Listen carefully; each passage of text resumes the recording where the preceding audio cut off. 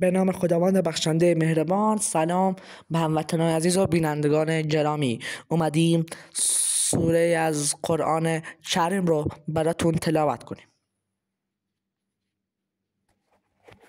بسم الله الرحمن الرحیم.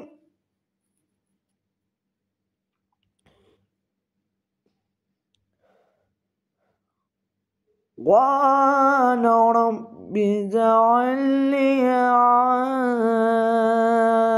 آية قال رب اجعل لي آية قال رب اجعل لي يدا قال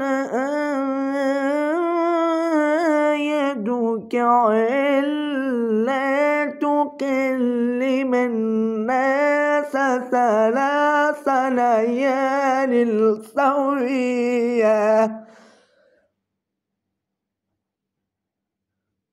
فخرج على قومه من المحراب فأوى إليهم أن سبحوا بكرة وعشيا.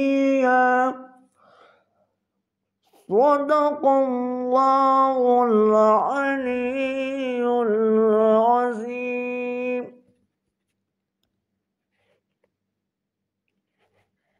ممنون میشم که تا آخر ویدیو با ما هستید و ما رو حمایت کنید و میسپارمتون به خدا تا ویدیوی بعد. خدا نگهدار.